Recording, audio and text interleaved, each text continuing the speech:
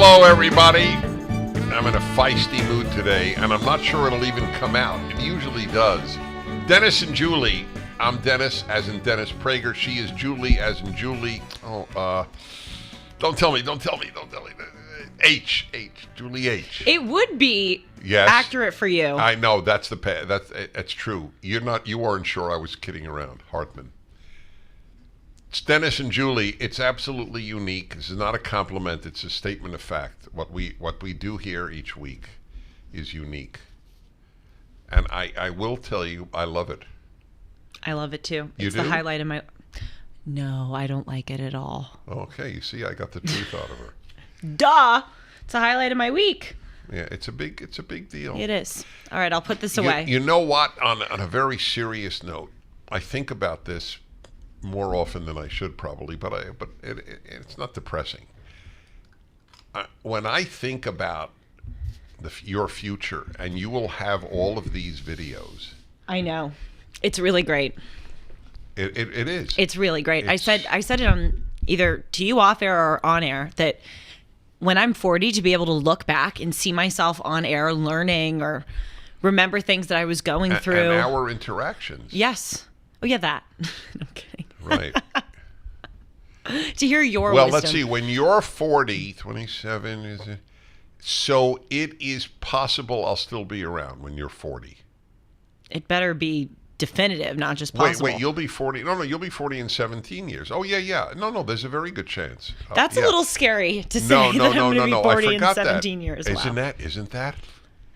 Ooh. Age is really... That hurt a little bit. Yeah, well... Okay, in 17 years, if I could say I'll be 40, I'd be okay.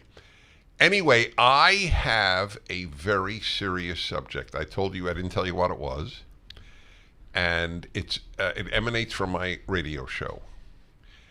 So here, let me give you the background.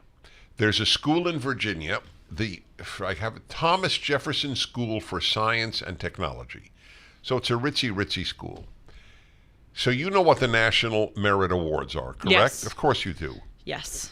By the way, did you receive one? No. I'm shocked. I didn't. That's fascinating. Okay, anyway. So this school did not announce who won it. Oh, because I read they this. did not want to hurt the feelings of the kids who didn't win one. And I thought, this by the way, this is worthy of its own discussion, and maybe we'll have it. I call it the feminization of society, and I'll explain why. But that's a separate issue to the one I want to raise with you because it's a personal issue. So I then, as a result of talking about that, I actually devoted my whole happiness hour to the subject of when you protect kids from dealing with failure, you're ruining their lives. Truly, it's a form of child abuse. You have to learn how to deal with failure. And I even said, you'll get a kick out of this. I mean, an intellectual kick. I don't know. It's not going to make you laugh. When my boys, both of my boys play baseball in organized baseball leagues. And when I would be at their games, I actually, and I'm sure for some parents, this almost sounds like I was a horrible parent. I was ambivalent about whether I was going to root for them to win or not. Wow.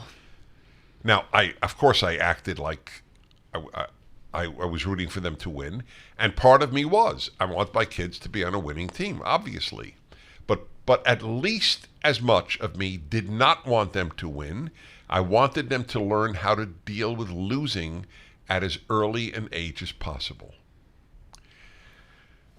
So I dealt with that on the happiness hour, the whole issue of if you have not been trained to deal with failure, you cannot lead a happy life. Mm-hmm. That's the way life is.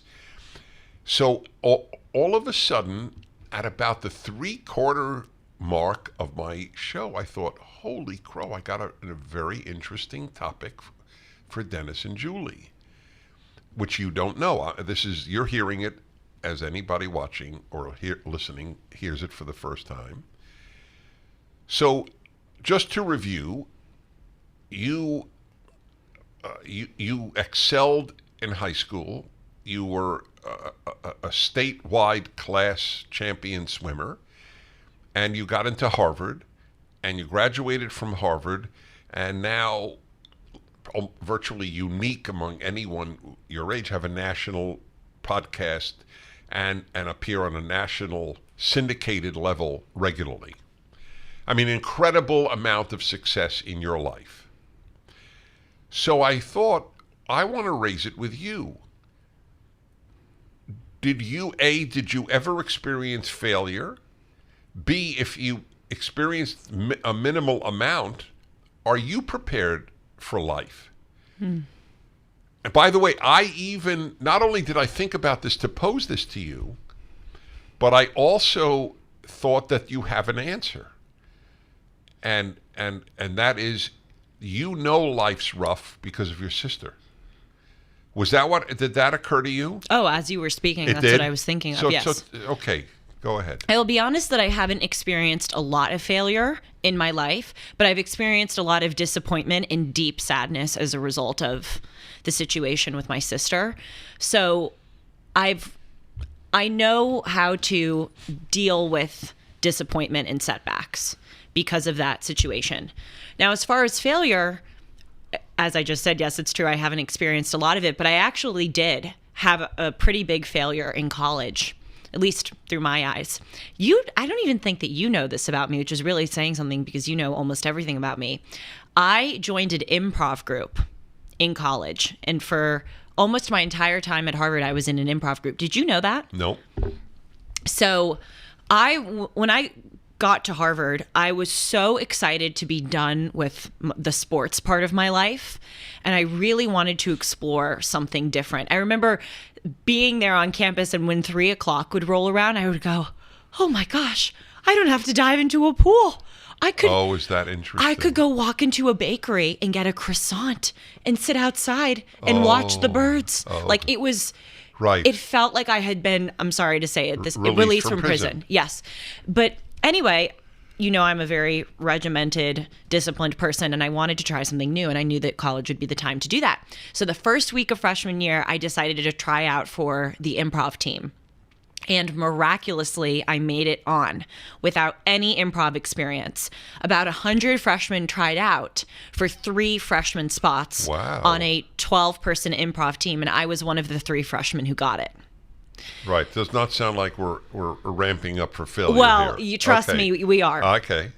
And it's actually something I think a lot about now within the context of this work that I'm doing, because when I was in the tryout process for the improv group, even though I had no experience, I'm going to compliment myself here, I was so good because I really thought I wasn't going to get on the team.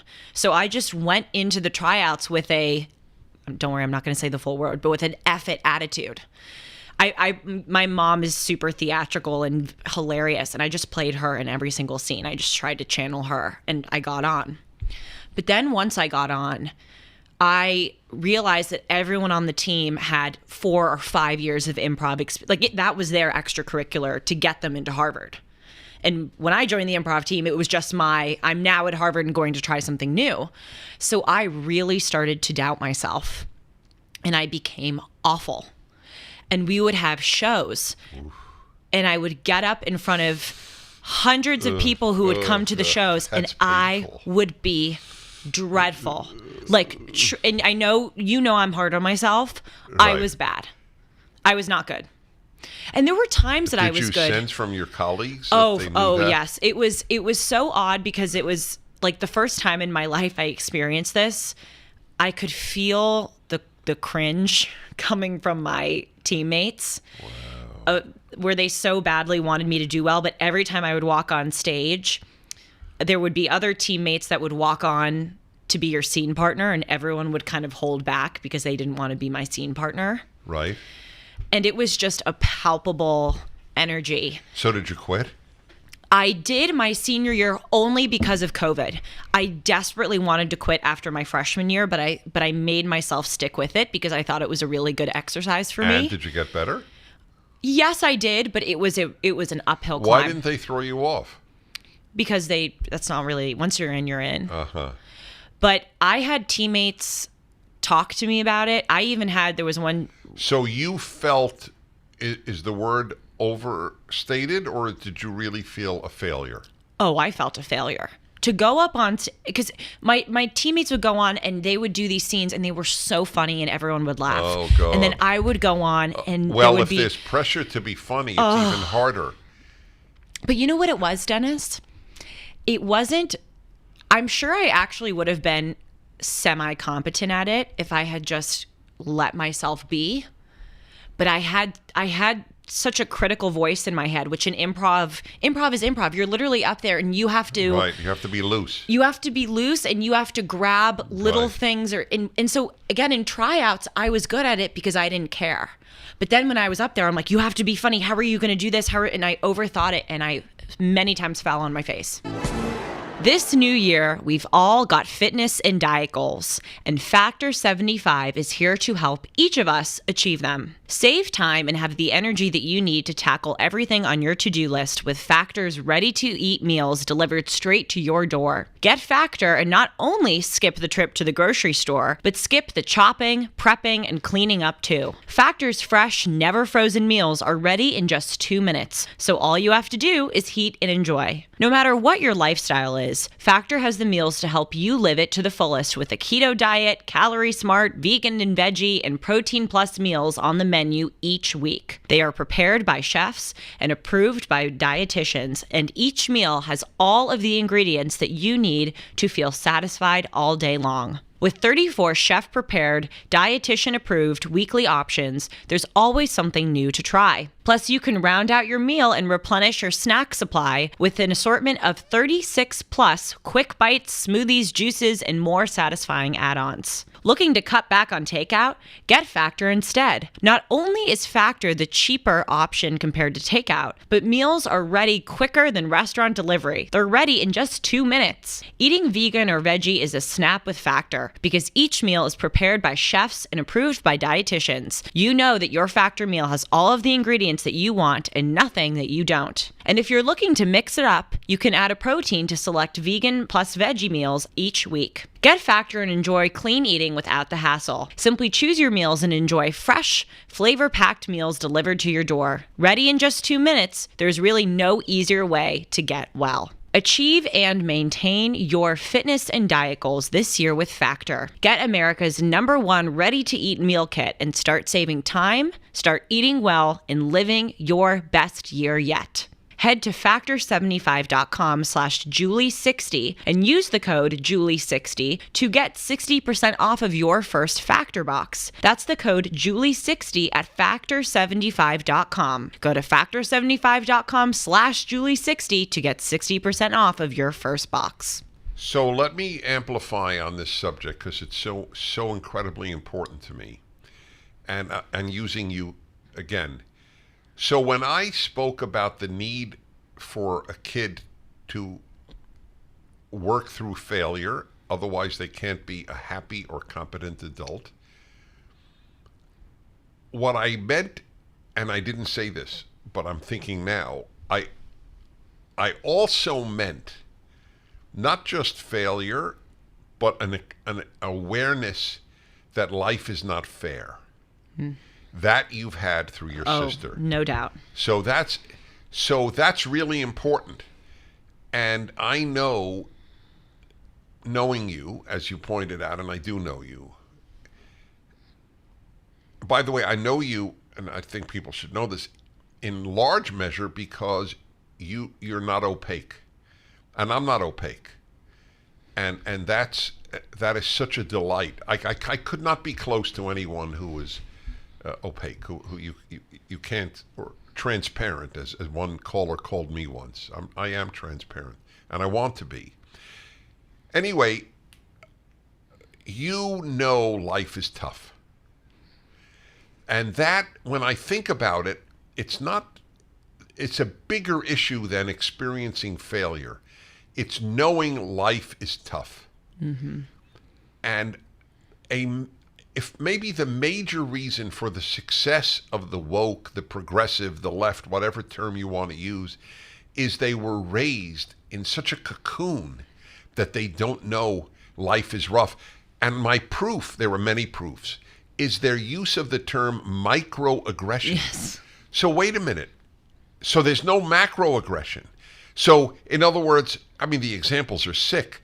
If you say to somebody who has an accent in speaking English, "Oh, where are you from?" You're not supposed to ask that. That's a microaggression. Mm-hmm. You have to be out of. I've been to so many countries, and I speak a few languages. Of course, they ask me, "Where are you from?" I don't speak any of those languages like they do. So if they don't ask me where I'm from, I think, you're not curious? I'm speaking Russian like a non-Russian, and you're not curious where I'm from? Of course they ask. This is the first question they would ask. That means I'm interested in you. It's not a microaggression. But it proves the ease with which these people are hurt, shows you that they expect to live in a painless universe. I call wokeism spoiled brat syndrome. If your biggest problem is that someone is offending you by asking you where you're from, you have it pretty damn good in life. Forget even biggest problem. I know. If it's a problem If it's at a problem, all. period. Well, it really is an interesting subject because it seems that with the United States, the more prosperous that we've gotten and the more privilege that we've gotten, that's contributed to our demise and the situation that we see now. And on the flip side, people who have endured the most seem to be oftentimes the healthiest or the That's right.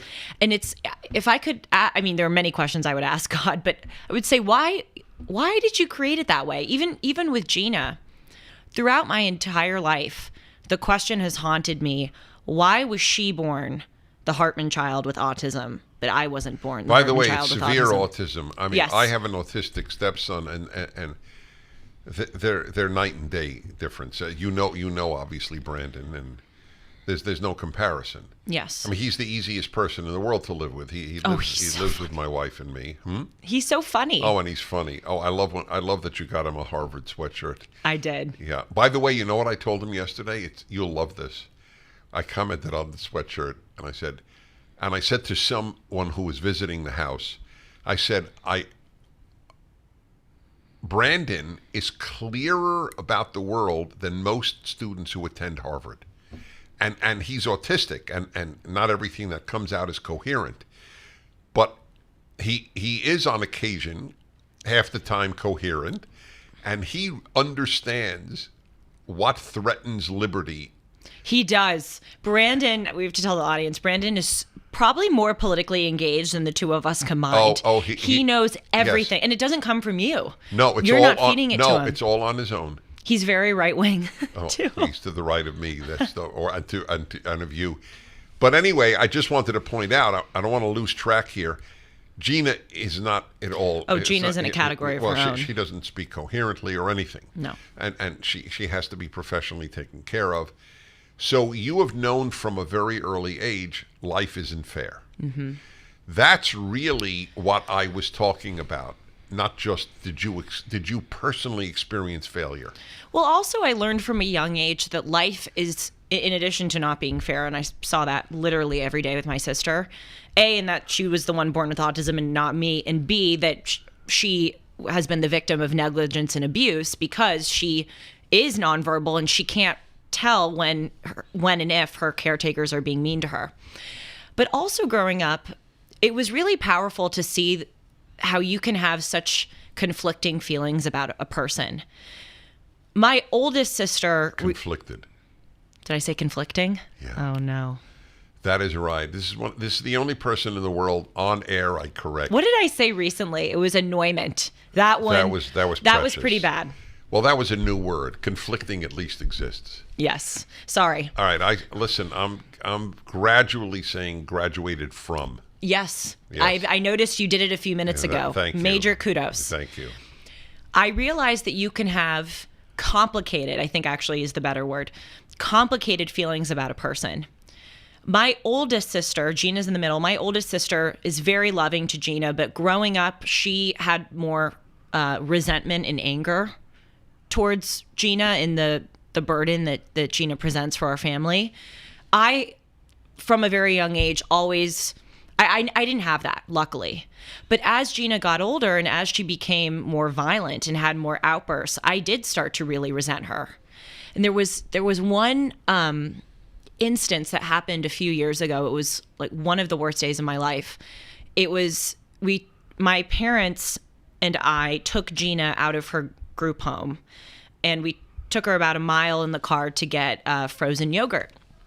And this was one of the group homes that my parents were desperately trying to get her out of, going to court, trying to prove that these government-run homes were so awful and they were trying to get Gina out, but they were not prevailing at the time, so she was still in the group home. But anyway, we took her out to get yogurt, and we were sitting in the parking lot, and she was eating her yogurt, and all of a sudden, she starts freaking out in a way that we have never... She used to have behaviors, but this was like... How old was she? This was just about 4 years ago. So recently. I was a freshman in college. I was home for break. Okay, all right, go on. And she was 26. Yeah. Okay. Anyway, she started freaking out, threw her yogurt all over the car, started hitting me, hitting my dad. My dad, she was in the back seat. My dad was in the driver's seat, grabbing my dad's head, clawing at my dad, turns to me, starts biting me. She's never done this before. Never. Biting me. She leans back. She starts kicking. And I'm yelling to my mom because my mom is so tiny. My mom is like 5'3" and she's super skinny. And I was afraid she was going to seriously hurt my mom. So I'm yelling to my mom, get out of the car, get out of the car. And then my dad tries to get out and we try to hold her down. But she's a big, strong girl. And again, you could not imagine how severe this behavior was. Crying, kicking, blood-curdling screams, clawing, elbowing, punching. It was awful. And the thing that was so hard about it, in addition to truly fearing, for myself and for my family, was I hated her at that moment because she terrified me. She put me in danger. And also, not to mention, it was embarrassing. People around us are like, what's going on in this car? I hated her so much. But I also could have cried because I knew why she was doing that. And it was because she was being abused in her home. And she was so miserable. And I have never seen her behave that way. Wow. She's a very loving person despite her difficulties. No, and for her to get to the level where she is biting us shows that she was really suffering. So the point why I bring it up, I'm sorry if it's too heavy. I don't mean to depress you or the listeners. But real life. We talk it's real life. Yeah. But the reason why I bring it up is to show it's a very powerful thing from a young age to realize that two things can be true at once. You can hate a person in a moment, and like Gina, and go, why are you doing this to us? And also have heart-shattering sympathy for her and sadness. And people on the left don't know how to reconcile contradictions. They need to have everything make sense perfectly all at once. They don't see that life can be complicated and two things can be true at once. Boy, is that ever true. It's like this wonderful psychiatrist you know as well as I, Dr. Stephen Marmer. He taught me the term from Freud, I think it's from Freud, splitting. Oh, yeah, you said this. Kids do that with parents. They're either perfect or hideous. And humans split a lot. So the left's view of America is so unnuanced. It's just hideous. Mm-hmm. We've had slavery, so we're hideous. Yes, exactly. It's truly, they are children.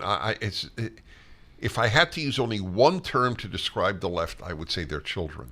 They reduce everything to absolutes, and life is not that way. Which is what children do. Yes. If your parent says you shouldn't curse, then the driver cuts them off, and they go, oh, S word, and the kid thinks, oh, what a phony my father is. All of a sudden, from a hero to a phony, that's what children do, and that's what they do about America and about everything else. But I just want to return then to the original theme. So the truth, you have experienced life is unfair and pain, but not failure. Well, the improv thing, going back to that. Okay, all right. No, Dennis. Most people, no, I hear you. most people listening are thinking, she didn't do well in her improv group in Harvard. We're not really weeping for Julie at this time. I totally get it, and I'm not asking you. I No, am not you're not asking you to weep for me. No, we know that. I know. You're not. What I am saying, though, is I have felt... Look, in the like grand scheme of life, have I failed? Meaning I've been fired? Well, not even No. grand scheme. I mean, okay, all right. So you had that. History repeats itself, and we're seeing that play out right now with inflation. When Jimmy Carter took office in the late 1970s, gold sold for $140 an ounce. By 1980, the price of gold topped out at $870 an ounce. If today's market performs like it did when Carter was in office, the price of gold could skyrocket from $1,800 an ounce to $9,300 an ounce. This is Julie Hartman for AmFed Coin and Bullion. Don't miss out on a great opportunity to purchase precious metals while the prices are still stable. If history repeats itself, we'll see a run on gold, silver, and platinum that could drive up prices. Be smart and consider buying now. At AmFed, you're dealing with specialists who provide you with personalized attention, honest information, and sound advice. You won't be pressured into buying outrageously priced so-called collectible coins or anything that you don't need. Take advantage of today's prices at AmFed Coin and Bullion. 1-800-221-7694. AmericanFederal.com. That's AmericanFederal.com. So I'll ask you this. I'll generalize it. Anybody who got into Harvard has succeeded maximally in terms of most people's thinking about what you could succeed at 18 years of age. They got into the most prestigious school in the Western world. Maybe Oxford is tied. Okay. So if I were to ask this or discuss this with your classmates, so I'm just curious, have you experienced failure? What do you think the average one would have answered? And do you think it's played a role in shaping them if they haven't experienced much failure? I don't think most of us have. If Right. they're honest, they would answer no. Right. So, okay. So this is the reason I'm asking. Do you think it has shaped them in any way? Yeah, oh, yes. Go ahead. I think that we're all rigid. I think that we come to expect success and feel entitled to success. And failure and disappointment and sadness makes you a nuanced, deep person. Having constant... And much more empathetic.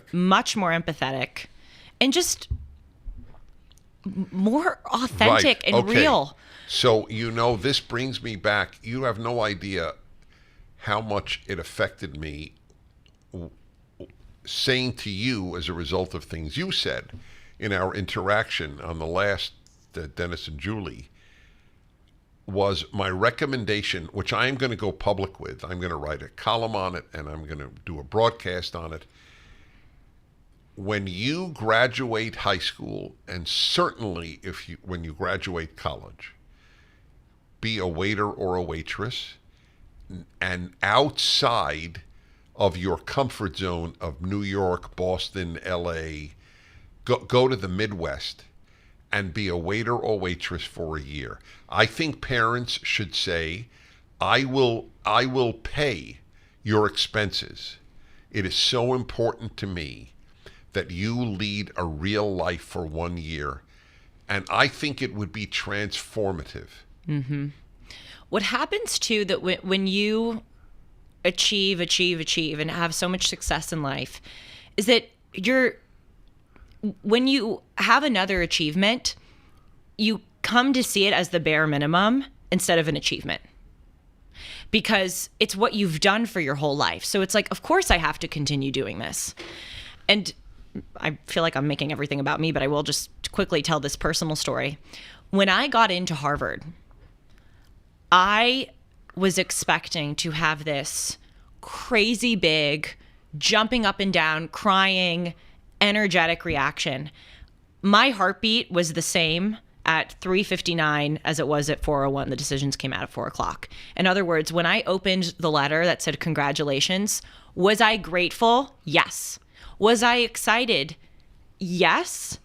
But was I overjoyed? Because you assumed it would happen to you. No, well, this is... By the way, Don't feel funny about saying that. Well, I do.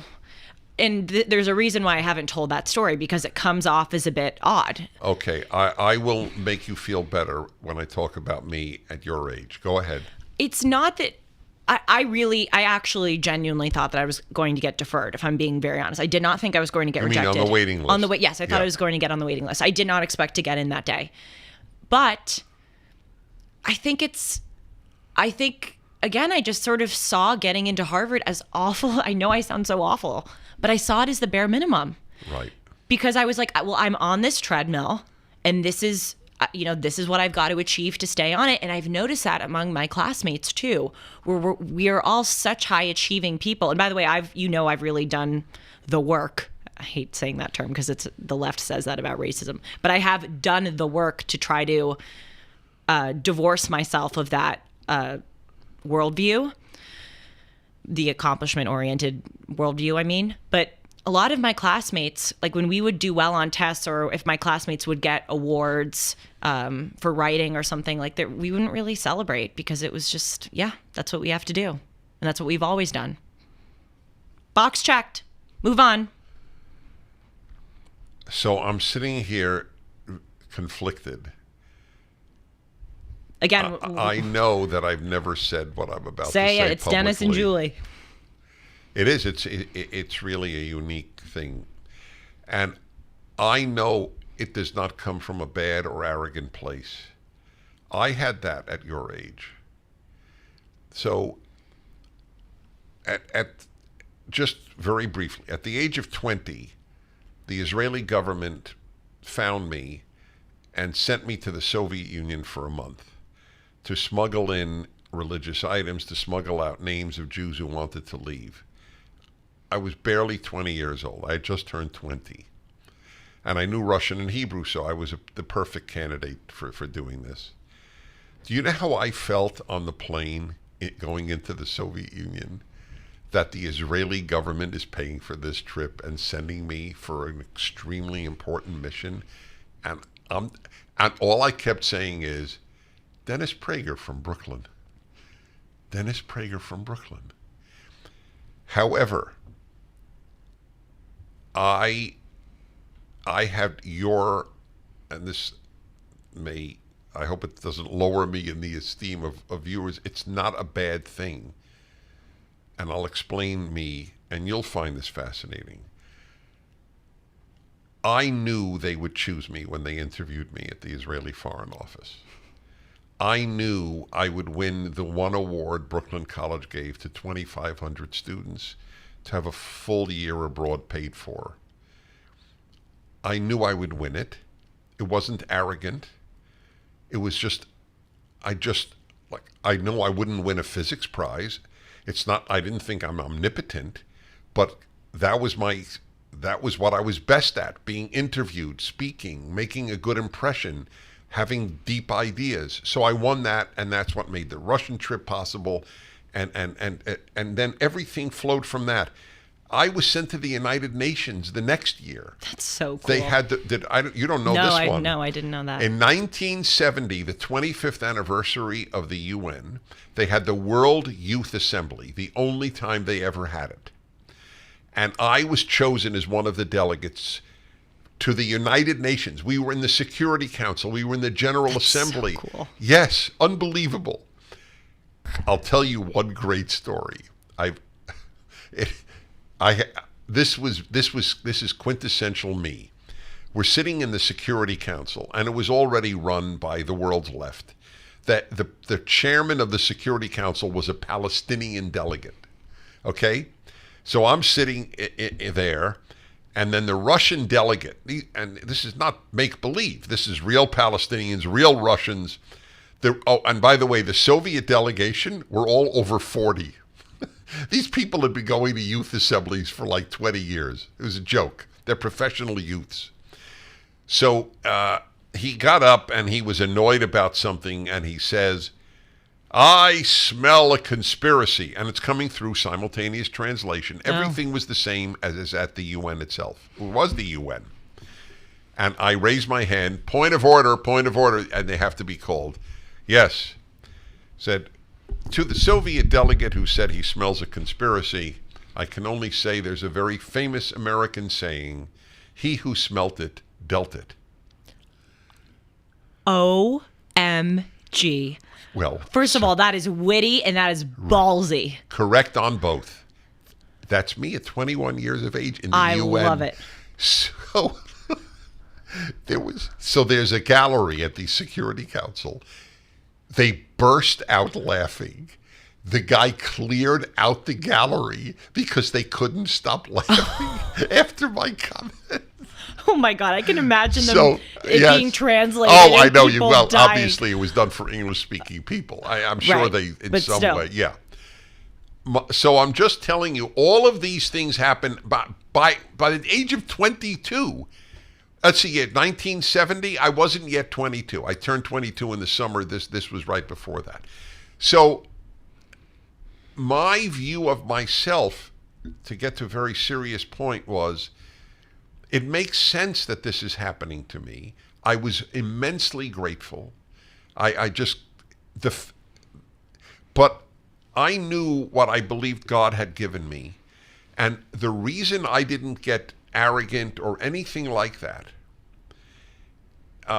is that I believed I am just, this is new, all of this is new to you. I have viewed my life from that age. I am a vessel for these ideas. That's all I am. I'm like a telephone.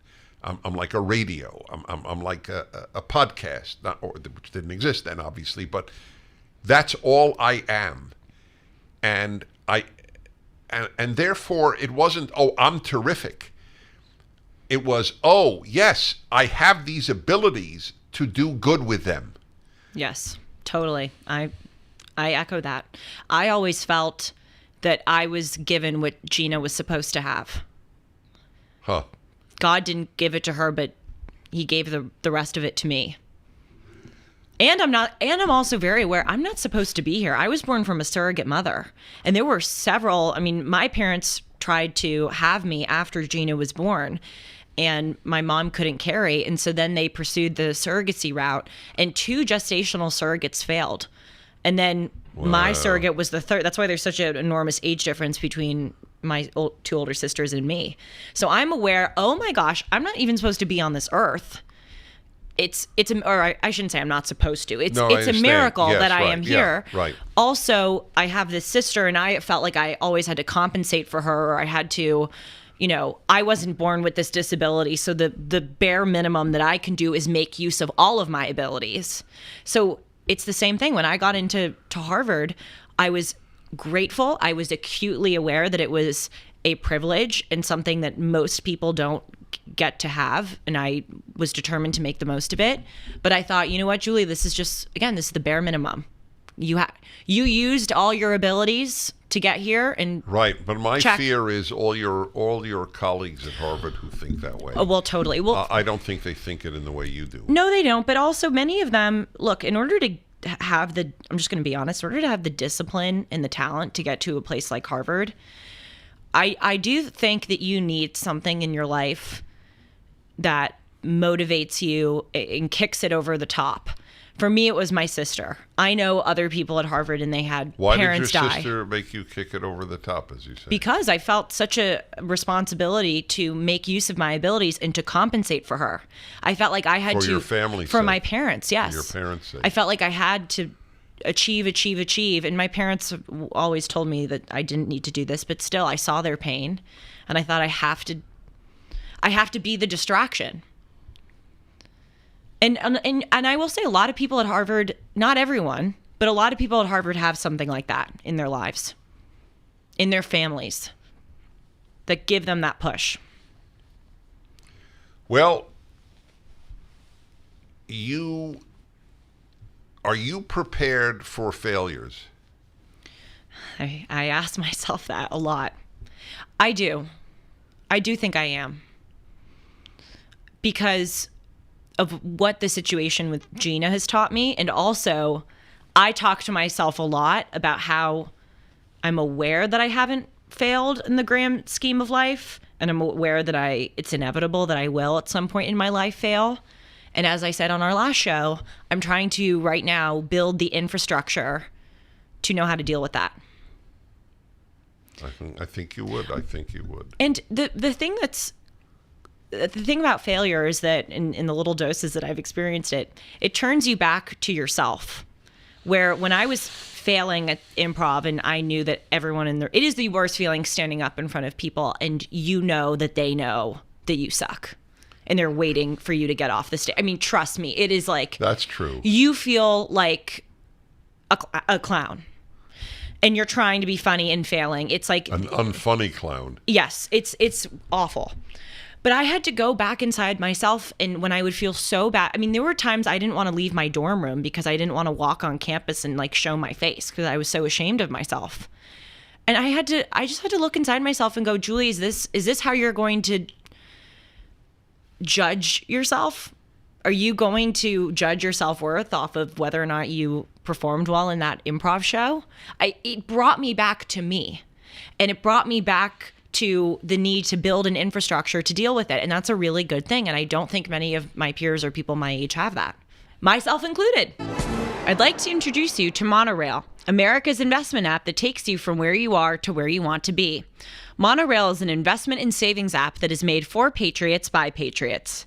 It doesn't matter whether you're an Apple fan or if you prefer Android, Monorail is available in both environments and online at monorail.com. Monorail is safer for users with bank-level encryption and biometrics. Your money is protected with Monorail through the Securities Investor Protection Corporation and the FDIC. No matter how you engage with Monorail, you're getting the security and safety that you need, whether you're adding funds to your investment account, looking to buy a stock, or putting money aside for future purchases. With Monorail, you can put your money where it matters and utilize the economic power that built this country. Don't go somewhere else to trade stocks. Monorail gives you the freedom to purchase whole or fractional shares in companies that you believe in. It only takes 5 minutes to download the app and to set it up. Join the pro-America money movement. Join Monorail. Well, among other things, it does reinforce my belief the world would be a better place if every Harvard graduate took a waiting job for a year in Omaha. So let me ask you, have you failed?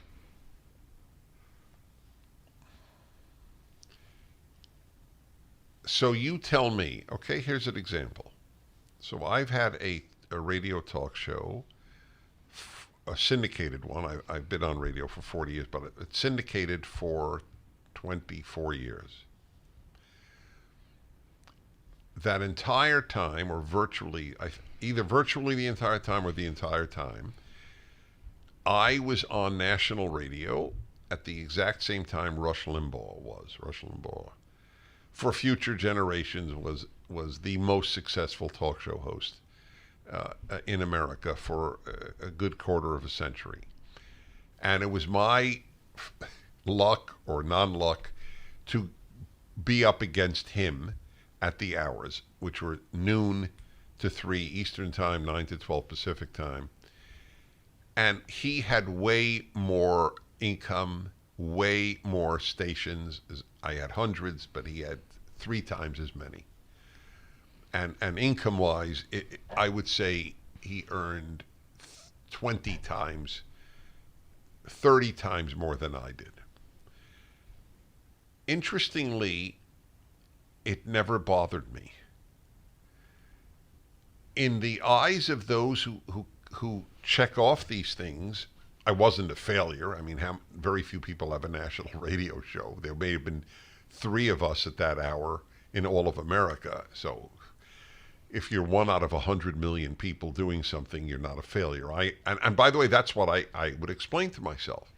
I wish I had his audience. I never thought, oh, I wish I had his income. I was never ever driven by money. I probably should have been more so, but I wasn't.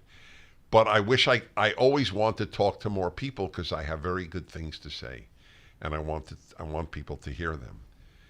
But so you tell me, was in my profession, not in my life, I wasn't a failure. Was I somewhat of a failure? No. Oh, it seems odd to you, even Yes. to ask it?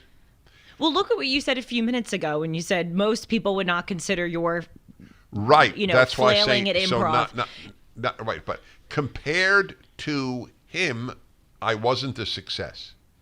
Right. Well, compared to my other people on the team, I mean, I wasn't a success, but I was still at Harvard and you're still on national radio. I mean, I don't view that as a failure. Okay. I view that as your number two. They're right.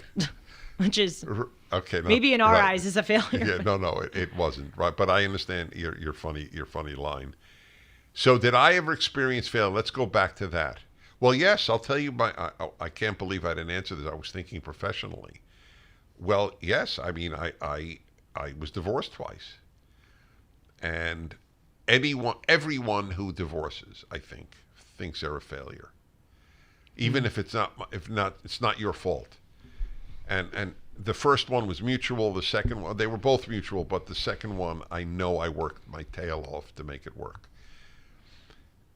For a long time, it was 17 years. I mean, and I was up against an insoluble dilemma because she's passed away, and she's the mother of my second child, and she had been sexually abused by a relative as a child, and the amazing thing, it seemed to have issues in her previous marriage, if you don't mind me asking. Oh, you could ask, but I don't know the answer because I never posed the question to the ex, her ex-husband. But did you pose it? No, not about the it's blossom is a bad word, but it came to fruition. Blossom is a bad word, but it came to fruition. The bad things. Anyway, that's not here or there. I'm just saying, anyone who divorces thinks that they have failed. Obviously, I will say, even having obviously, I will say, even having said that, I did this on the radio. I do most things, I believe, on the radio to get feedback from people. That it is better to marry and divorce than never to marry. I profoundly believe that you become a better person. But it involves failure and it involves suffering. So that's a big deal. It is. It is. I'll tell you another. I don't want to characterize this as failure because I am very much aware that it's not, but it evokes a similar emotion that failure does. So I'm in the beginning stages of the launch of my show. Do I have a big audience? I know that it's going to I will have a big audience. Priority is, and I talked to you off air about this, getting better as opposed to garnering a large amount of people watching me. I just want to become really, really that's my priority. But it was a bit discouraging the first week or week and a half in the show. Humbling. Humbling. That's the better way of to go, putting okay, it. Yeah, you know what? Discouraging. Yeah, humbling and right. This is going to be a slow crawl. That's right. And right, you were not the center of the world. No, and by the way, I wasn't expecting to launch and have 100,000 listeners. Right. I don't have what's the term? Grandiosity. Grandiosity, yes. Visions of grandiosity. I knew that it was going to be a slow climb, but then when you get in it and you realize how hard it is and you see the numbers, you all the more realize that it's going to be a slow climb. So I had to really have some talks with myself where I went, Julie, I just said that thing about how I want to get good at my craft as if that was a given mindset that I had, but it wasn't. I had to really tell myself in the first or second week when I was getting a bit discouraged, Julie, you got to reorient your thinking. It's not about numbers at this stage. It's about getting good. And I had to turn back inside myself and I would go, are you really going to judge yourself based on numbers? That's not who you are. That's not who you want to be. Don't do that. So what's the lesson here? So I want everybody to be able to apply this themselves because they may be saying, "Oh, this is ridiculous." Yeah, they might. Julie Hartman at 23 has this big show. She's on with Dennis Prager every week, and she's talking about frustration and failure and so on. Or using my life. Oh yeah, he was second to Rush Limbaugh. Poor thing. Okay, we're not. First of all, none of this is about being a poor thing. None of this is any. It's only an honest assessment. Look, everything in terms of success and failure is relative anyway. That is the way the whole term is relative.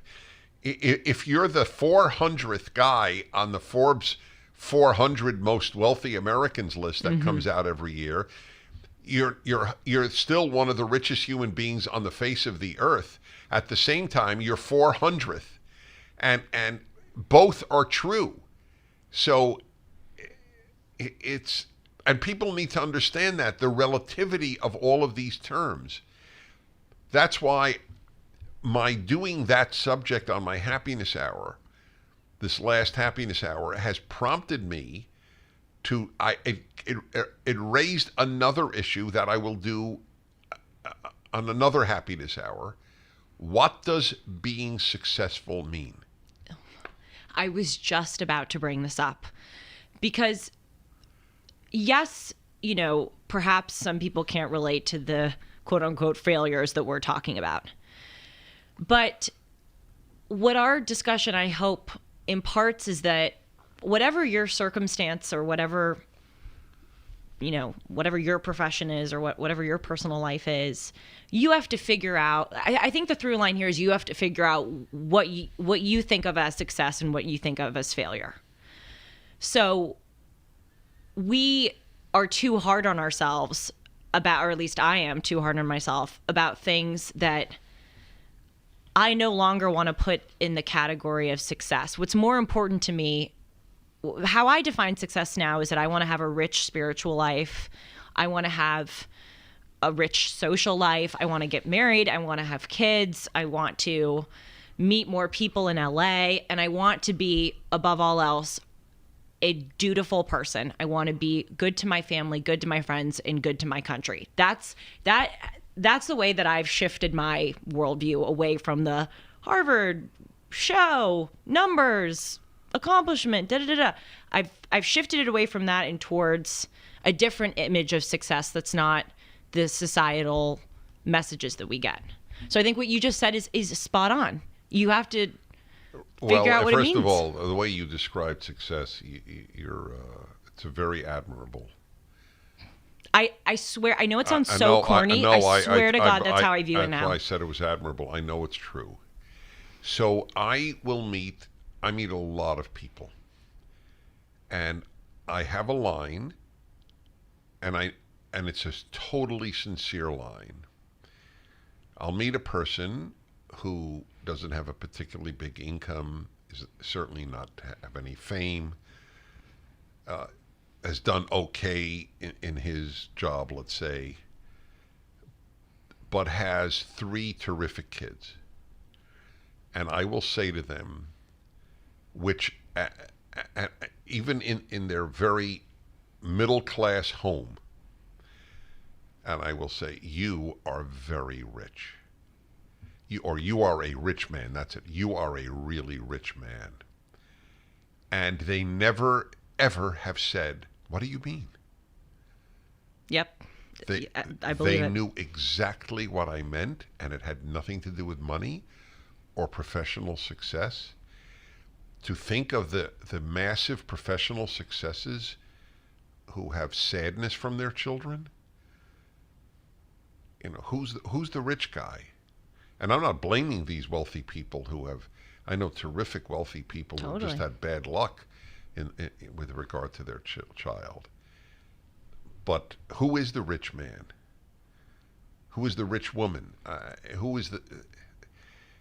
You're essentially, every marriage is its own world, but you're essentially happy with your spouse.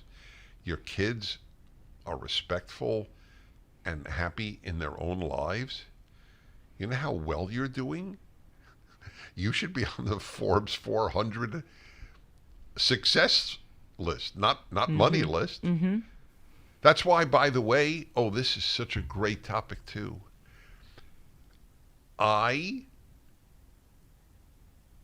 will say, I'm quiet because I'm debating whether to say it, but what this show brings out of me is really mind-blowing. So my friends can attest to this. When God gave me flaws, and he did, and I've had to overcome, and hopefully will or do or have. One of them was not jealousy. I have never been envious of another human being in my life. And that's why whenever I would meet Rush, and we met on a few occasions, it was pure fun and pleasure to meet him.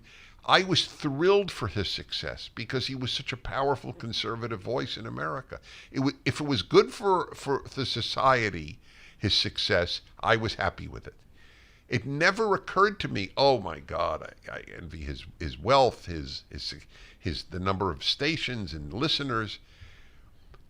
And by the way, one of the reasons is this. You'll love this. You will love this. Joseph Telushkin's mother was a philosopher. Yeah, wow. Helen Telushkin. She was a homemaker philosopher. I was in high school visiting his home, his parents' home. We're sitting in the kitchen. His mother is listening to our conversation about, I think it was something about who do we think is happy? Who are the happy kids in our class in high school? She closes the refrigerator door, looks at us and says, boys, the only happy people I know are people I don't know well. And that is such a great statement. That is such a great statement. Oh, yeah, it is. It's such a brilliant, It it's is. so Helen Telushkin, that line. She had this wit about her. So wise. But I knew that so early. Yes. The person you envy, you don't have a clue what's going on in his or her life. Mm-hmm. Then you wouldn't be so envious. I felt that way because I saw my own family and how a lot of us could look on the outside and have things to envy about us. And by the way, a lot of things are true to envy. I have a wonderful, I didn't have like a horrible childhood. I had a great childhood, great parents, all of it was just in many ways great. But they would, I think a lot of people look at my family and they go, oh, everything is great, but they have that one disabled child. They have no flipping idea how bad it is. That one disabled child and what that is called. They have, they can't even scratch the surface. They're quantifying tragedy. Yes. Oh, it's only one of the children. Right. Well, they also don't know about the care or anyway. But the point is the pain, and that's exactly right. It's everyone has a cross to bear. Everyone. Yes, and when you know that, it should end jealousy. I also was born with like you, unsurprisingly, a natural inclination to not be jealous. But I also recall having a talk with myself about this when I was in 7th grade at my high school, which was 7th through 12th. That's why I said high school, even though 7th grade is technically middle school. And we all, from a very early grade, knew that we were on the path to get into college. And we were all obsessed with getting in, even at that young age. And you started to kind of look left and right and go, oh, that girl's a good athlete. She may be recruited, or that girl's really smart, or da-da-da-da. And I remember having those thoughts. And then I was 12 years old. I remember I was sitting on the school bus and I said, Julie, you are not going to entertain those thoughts starting right now. Because if you are going to be utterly miserable if you go down this path. I said, it's your journey. It's your life. Let's say that girl gets into Harvard. Who do you care if that girl gets into Harvard as long as you get into Harvard? That girl shouldn't matter. It's your life. And I knew I had to knock any semblance of that feeling out of my head or I was going to just hate my life. By the way, and yet this is example number 10,000. No, I'm exaggerating. Example number 55. When you say something and I think I'm speaking to me many years ago. Have you ever picked up a towel set because it felt really soft in the store, but when you go to use it, it's not very absorbent? It's basically a towel that's leaving you out to dry. That's why MyPillow has developed the MyPillow towels. Towels that work. I know, it's mind-blowing. Towels that actually dry you. Their 6-piece towel set includes 2 bath towels, 2 hand towels, and 2 washcloths. They come in a variety of colors, and right now you can receive a 6-piece set for only $39.98. with the promo code Hartman. Go to mypillow.com right now and click on the radio listener special. MyPillow products come with a 10-year warranty and have a 60-day money-back guarantee. To receive this great offer on the 6-piece set off MyPillow towels, just go to mypillow.com and click on the radio listener square and enter the promo code Hartman or call 1-800-761-6302. That's mypillow.com, promo code Hartman.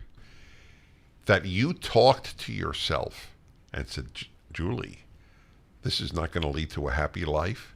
I had the exact same experience in high school. I even remember the circumstance. I lived in Brooklyn. My parents lived in Brooklyn. I lived with them. So I would go into Manhattan Monday night, Tuesday night, Wednesday night, Thursday night. I loved the culture of Manhattan. The bookstores, the concerts, the museums, everything. I used it. And I'm coming back one night, and I was seated. They had seats along the sides. Well, I guess they still do. It's along the sides of the train. I was basically alone. I put my arms, like this on the chair, as it were, on the long chair. And I said to myself, junior year in high school, I was talking about whether I'm happy or not. And I said to myself, Dennis, any a-hole can be unhappy. That's the easy way out. And I was permanently changed saying that to myself. Being unhappy is the easy way out. And it shaped my life. But I said it to me. Just like you said that to you. That's what struck me. If only people understood what you so eloquently say all the time and have said in your happiness book. Happiness is very hard to achieve. It's an art. We think of it as like... It's like playing the violin. Yes. It's very hard. It is. And it takes a lot of... This word is not a particularly articulate way of saying it, but it takes a lot of grinding to get to the point of happiness. That's right. People just think it comes to you. They think the happy are happy because they had an easy life. One of the things that you and I seem to have naturally understood, but you really helped me fully adopt this into my life, is that your worldview is everything. And I specifically got that from your Rational Bible commentary. And I just remember reading that and I'm like, if you, Julie, have a rich internal spiritual life, you can hover above all the rest of this stuff. You can get, obviously life can hit you with tragedy, and I'm not saying, it can deeply affect you and throw you off course. But I think what your Rational Bible, above all else, made me understand, and again, I always knew this, but you kicked it over the edge, is that if I make myself internally rock solid, all this other crap can come and go. Yep. But I stay firm. I can have 7 viewers on my show and go to sleep at night happy as a clam because I see the bigger picture. Or I can get fired from my job, or I can stand up there in front of 100 Harvard students and make a damn fool of myself. But if I'm good on the inside, it's okay. That's correct. Thank you. You got it. Well, you got it. And that's what I love about conservatives, because conservatives get that. A lot of, I shouldn't say with one broad brush. Yeah. As opposed to non-conservatives. As opposed to the non-conservatives that I grew up with thought that the external was everything. Everything. What college you get into, what the size of your house, the purported success of your children. And what I appreciate about conservatives... Your IQ. What I appreciate about the conservatives I've met, I'm not saying everyone, because they're religious, they have that understanding of what you said about that man who has a rich life because his 3 kids are good. So I have an interesting proof for you. You'll love this. You will love this. So that Dr. Marmer, whom we spoke of, Alan Estrin, my producer, and the guy who came up with PragerU, and I, the 3 of us, founded a synagogue in Los Angeles. And I have said to people, even this, it had a previous incarnation as part of a different synagogue. Now it's independent. So I said this then. I said, Do you know the only place, because the left talks about, the working class and all people should be involved in equity and nobody's better than anyone, and all of that is fine.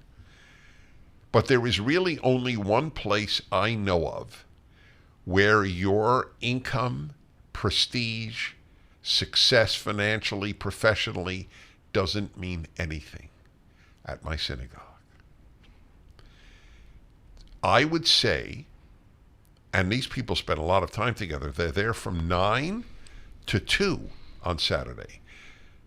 9 is study with Dr. Marmer, then an hour of prayer, then they have me giving a talk, and Alan giving a briefer talk, and then they have lunch, and at lunch I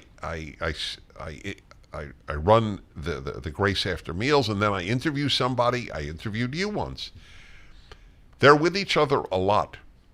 I would say that the vast majority of people seeing each other every single week for years don't know what they do for a living. Isn't that equity? Yeah, that's the ultimate. Right, that's and it's the only place it's only in a religious setting that could happen. That's what people don't get. They don't get. Look, I know I'm not foolish. They look, I'm a public figure. Of course they all know what I do and they know my life. Okay. But still in all, more than anything else, I'm Dennis. I lead the Grace After Meals. I mean, it's not exactly a prestigious act to lead the 7-minute Hebrew prayer. Literally anybody who knows Hebrew can do it. But everybody is like that. Do you know that one of the most respected members of the synagogue, when he speaks, everybody pays attention because the guy is truly brilliant. He runs a pipe fitting company. And I'll bet you 90% of the people at the service don't even know that. If I said to them, "Oh, you know Boris, that's his name. He's a guy who came from Russia." I go, Boris, he's a professor of philosophy at UCLA. I think, oh, it makes perfect sense. No, Boris runs a pipe company. When I realized my conservative instincts, when I would hear people talk about those conservatives in the South or blue collar work, or, the way that people on the left, and specifically privileged people on the left, paint conservative blue collar people as primitive or not smart or hicks, I would think you have no idea. They have no idea. You have no idea how much smarter 99% of those people are than you. Right. And how much more last night, Sue and interesting. My wife and I had dinner with a Mormon electrician. He's our electrician. This guy runs rings in clarity about life around every professor I had at Columbia. He's an electrician. And by the way, the Mormons do a good job at this because every position there is lay. So there's no ordained clergy in the Mormon LDS church. So this guy was a bishop. He served as bishop, which is a big title in your community. And he's an electrician. I don't care. They don't care. He doesn't care. And it's only available within religion. That's where truly we're all God's children. Have a nice day. And I love that fact. There's a couple there. I won't say more than this. That there are more than one couple, but not many, whom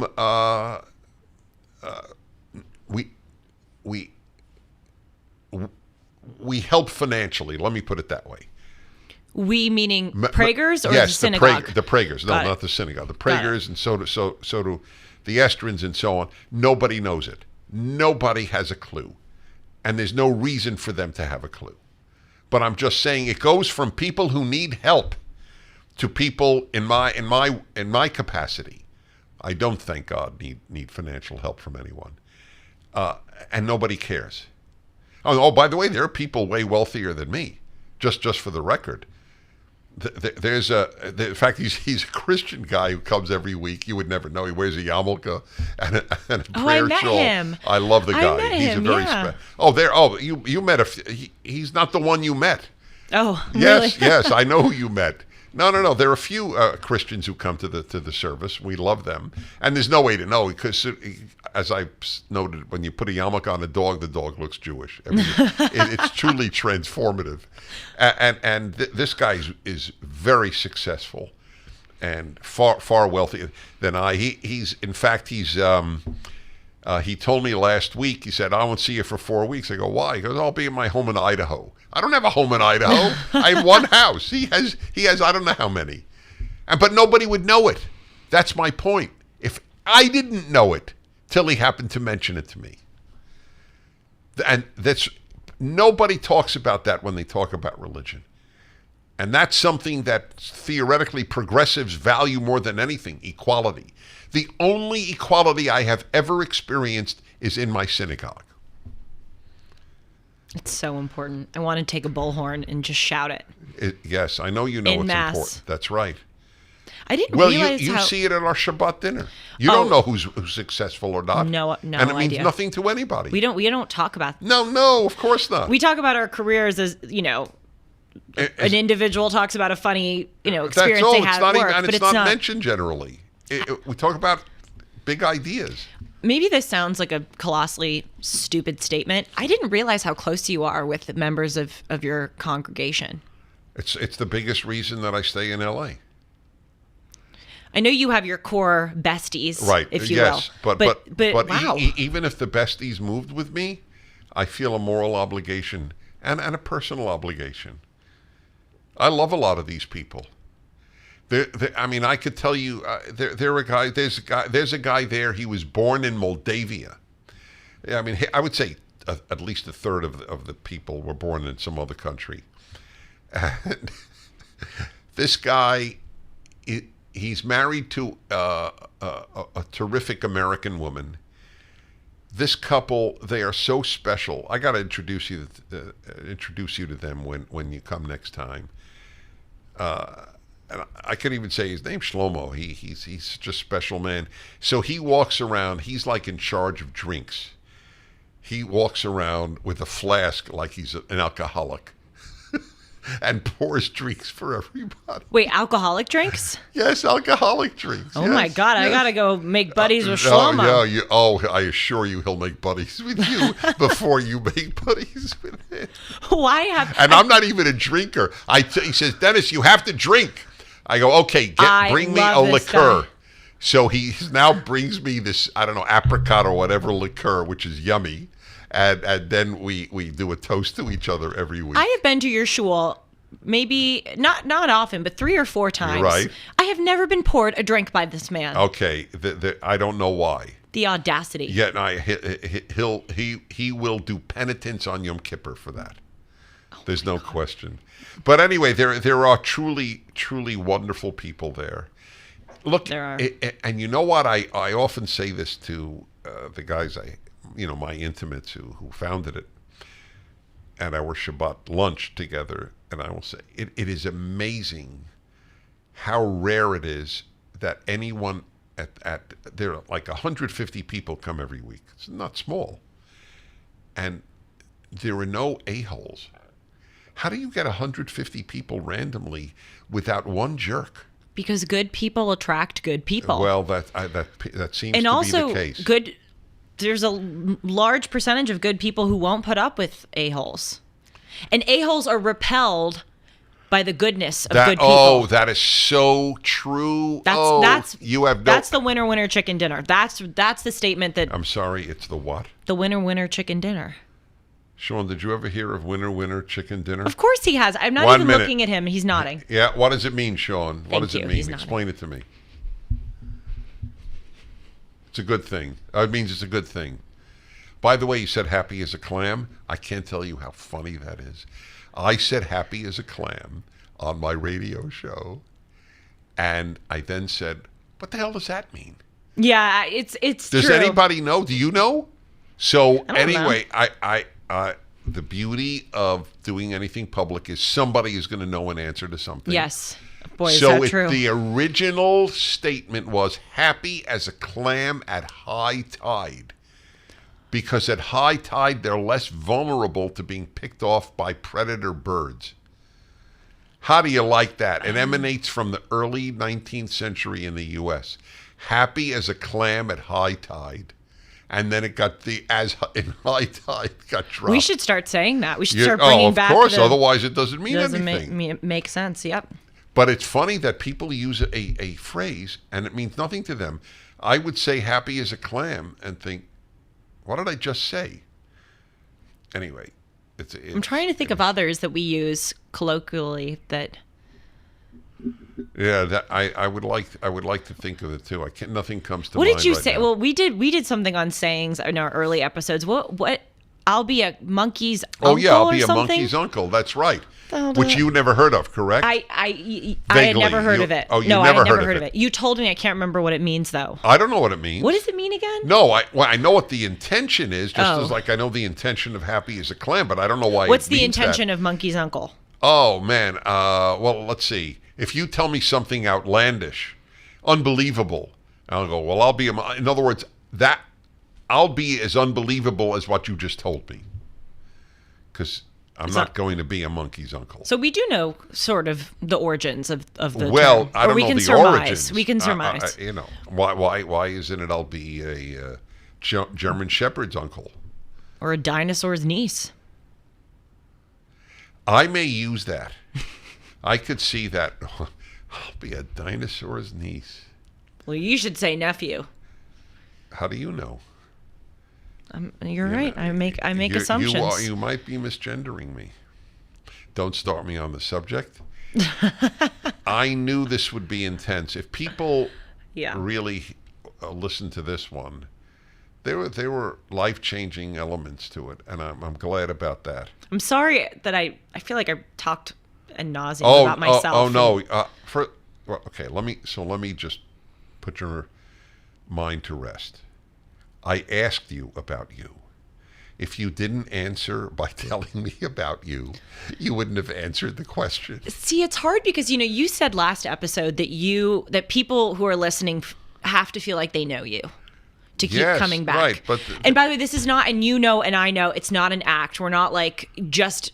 Everybody knows this is Everyone not an knows act. that. Yes. Everyone knows that we are genuinely open. But I do on my own job. I'll just end with this by telling you I do struggle a little bit because I want people to know me, but I also don't want to talk about myself Right, because but people my age Well, do that first of all, constantly. they can know you without your talking about yourself. Right.